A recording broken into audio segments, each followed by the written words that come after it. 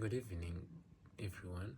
Today I will explain why the Strait of Hormuz is often described as a strategic checkpoint. Firstly, the Strait of Hormuz is a narrow waterway located between Iran and Oman. It connects the Persian Gulf to the Gulf of Oman and the Arabian Sea. Although it is only a few kilometers wide in some places, it plays a critical role in the global economy.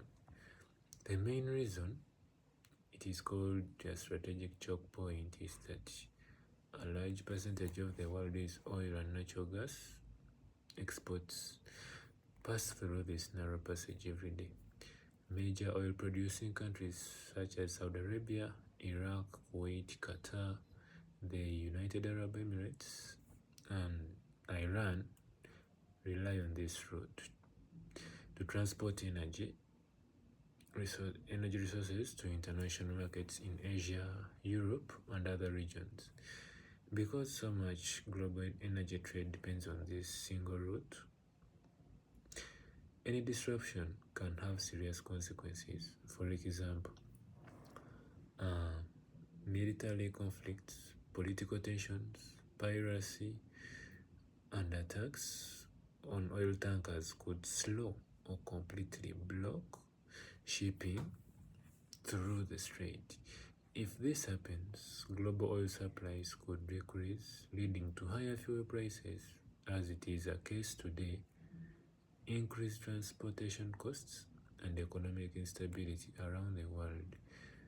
The Strait of Hormuz is also strategically important because it is located in a region with long-standing geopolitical tensions.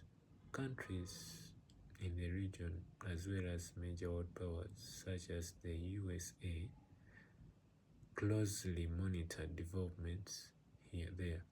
Naval forces are often present to ensure freedom of navigation and protect commercial shipping routes. Furthermore, the strait demonstrates how geography can influence international relations. A narrow piece of water gives a significant strategic importance to countries surrounding it and affects decisions related to security, diplomacy, and global trade. So, as I conclude, the Strait of Hormuz is described as a strategic choke point because it is a narrow passage through which a significant portion of the world's energy supply passes. Any disruption to this route can impact global energy markets, international trade, and economic stability, making it one of the most important waterways in the world. Thank you.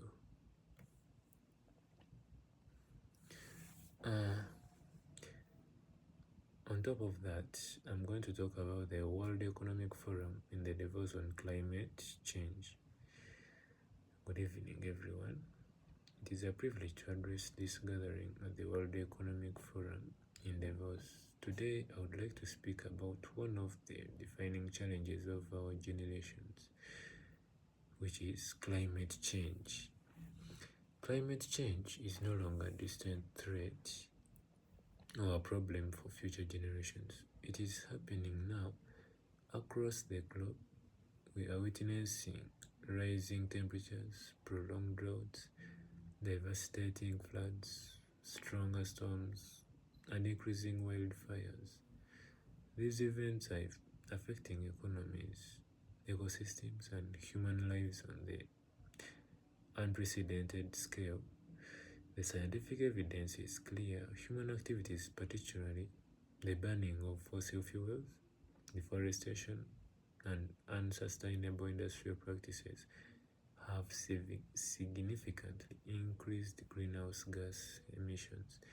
As a result, our planet is at an alarming rate.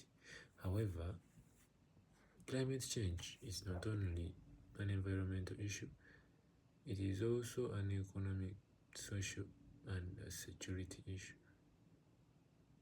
Farmers struggle with unpredictable weather patterns.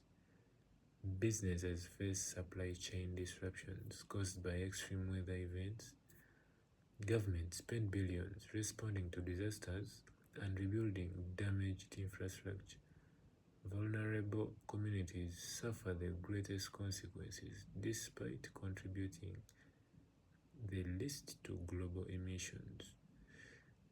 The challenge before us is immense, but so is the opportunity.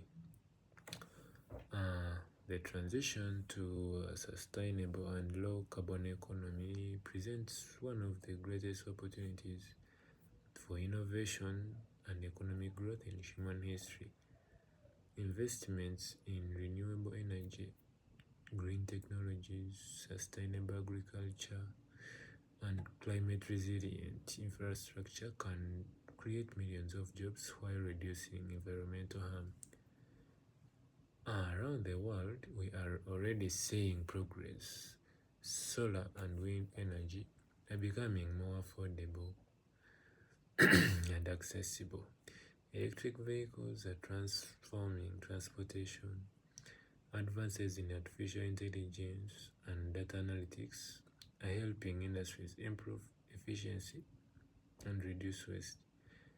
Yet progress is not enough. I think we must move fast.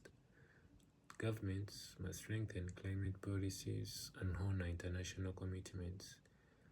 Businesses must integrate sustainability into their core strategies rather than treating it as an afterthought. Financial institutions must direct capital towards sustainable investment and away from activities that accelerate environmental degradation.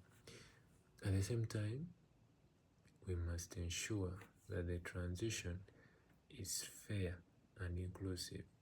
Developing nations require financial support, technology transfer, and capacity building to adapt to climate change and pursue sustainable growth.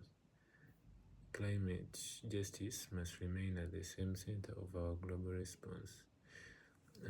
Young people around the world are demanding action, not promises. They understand that the decisions we make today will shape the world they inherit tomorrow. We owe it to them to act with urgency, responsibility, and courage. The fight against climate change is not a burden. It is an opportunity to build a healthier, more prosperous, and more resilient future. History will judge us not by the challenges we faced, but by how we responded to them. Let us work together across borders, industries, and generations to create a future where economic growth and environmental sustainability go hand in hand. The choices we make today will determine the future of our planet for decades to come, and let us choose innovation over complacency, cooperation over division, and action over delay. Thank you very much. Stay blessed.